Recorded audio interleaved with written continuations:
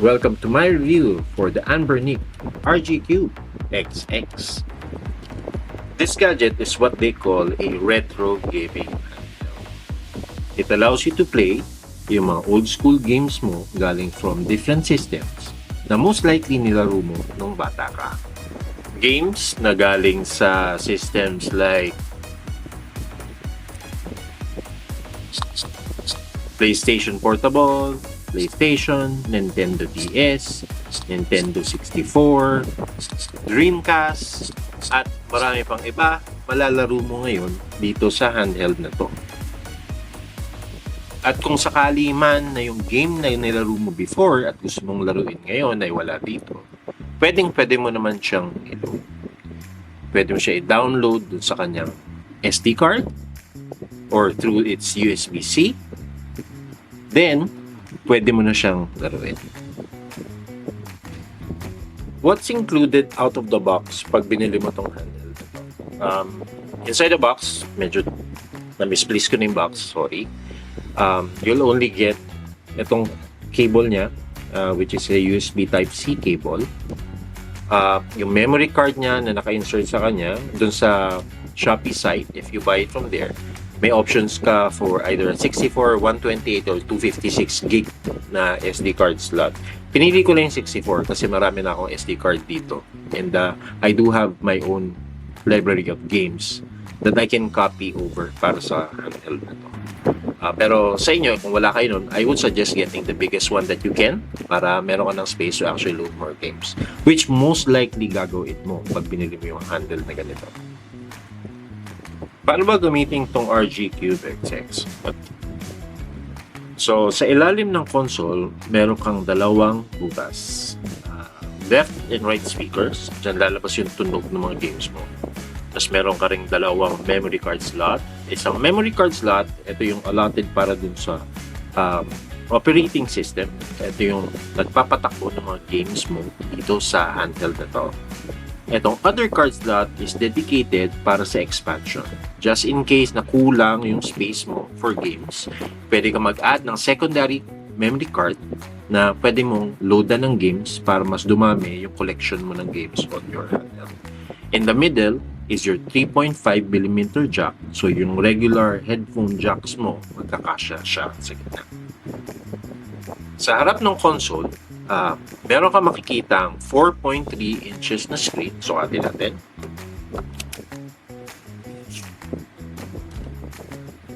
Ito. Okay. Caliper.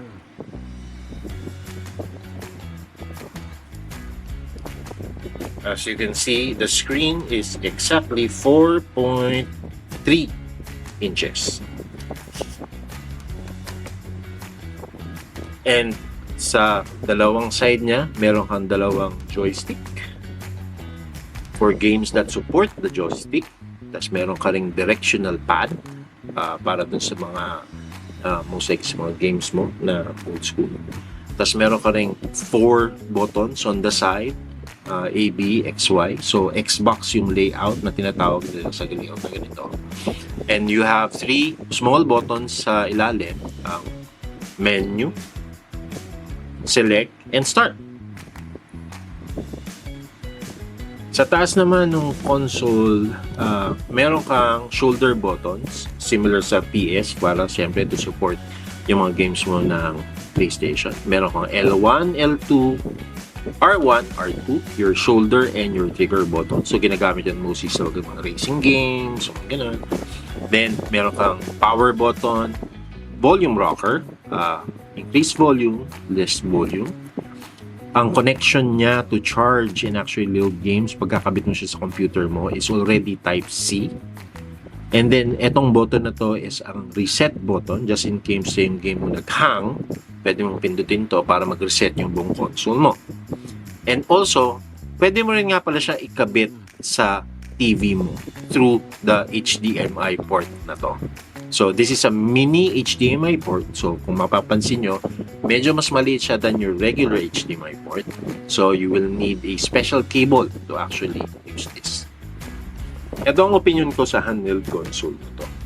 Ang reason kung bakit ko siya binili kasi first, gusto ko maglaro ng mga old school RPG games na available sa family computer, sa PlayStation 1, sa PSP, etc. etc. Ngayon, normally yung mga games na yun, pag nilalaro mo, medyo matagal yung laro nun. Abutin ka ng araw, isang buwan, para matapos mo lang yung laro. So, ang kinagandahan ng console na to para sa mga games na gano'n is that hindi siya gano'n kaliit. So, pwede mo laruin yung RPG games mo and hindi mangangalay ang kamay mo. Kung titingnan mo, kamay ko hindi maliit. So, nahihirapan ako pag yung console na gamit ko is yung maliit lang. Before, bumili ako ng RG35H. Parang kalahati lang yata nito yon. So, after a few minutes, medyo masakit na kamay ko kasi nakaganon ako sa kanya. Hindi maganda yung position ng kamay ko. Pero dito sa console na to, parang lang ako may hawak na traditional game controller. Bakit? Kasi kung titingnan mo, kung nakita nyo kanina dinedemo ko, yung likod kasi niya medyo may grips. And hindi siya flat. Hindi siya lang siya square. Tignan mo, rounded yung edges niya.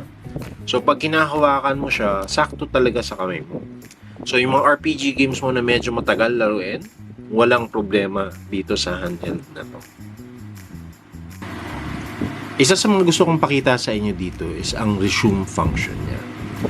Kung naglalaro ka ng games at gusto mong itigil kasi may kailangan ka ng asikasuhin or meron kang mas importante kailangan gawin, pwede mo siyang i-resume kung saan ka tumigil.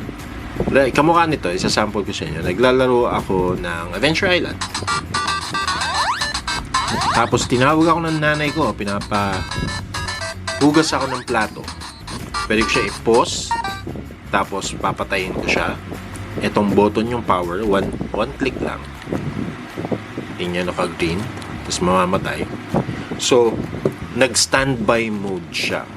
So, pwede ko nang iiwan yan, maghugas na ako ng plato, pagbalik ko, kunin ko na lang siya ulit. I-on ko lang ulit. Magsa-start ako kung saan ko siya iniwan. Unlike sa PC, pag pinatay mo yun, hindi mo siya babalikan. Mapapagalitan ang nanay mo kasi iwan mo na kasi hindi yung PC mo para pagbalik mo, yun siya. Dito, nagsa-standby siya. Tapos, pag in-on mo siya ulit, balik ka kung nasaan ka tumigil. Diba? So, kung meron ka mga games na nilalaro na medyo matagal, pwede mo siyang i-pause, gumawa ng ibang bagay, at the same time, balikan mo siya after. Diba? Wait, nawili na ako rin.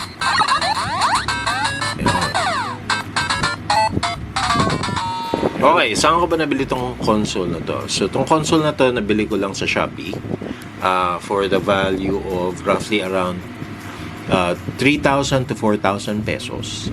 Hintayin nyo lang magkaroon ng vouchers na pwede nyo gamitin sa Shopee. So, at mabawasan mo ng 400 to 500 yung purchase price mo para dito.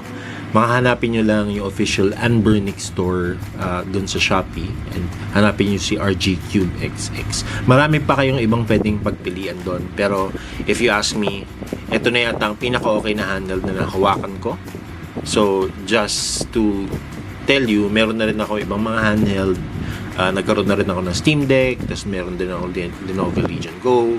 Pero if you're going to play mga retro games, wala nang tatalo dito in terms of being able to play yung mga kamukha niyan, yung Adventure Island, Super Mario Brothers, at kung ano na pang games na nilabas mga 1980s or 1990s, diba? So, eto na ang okay for that, for those types of games. Hindi ko na-cover lahat ng pwedeng ma-cover tungkol dito sa handheld na to. Marami pang ibang pwedeng gawin sa kanya. Pwede magpalit ng operating system at kung ano-ano pa.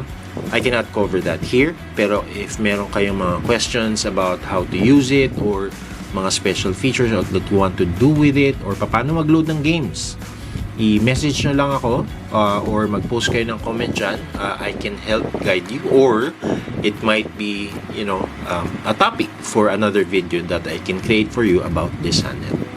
So, until next time, thank you.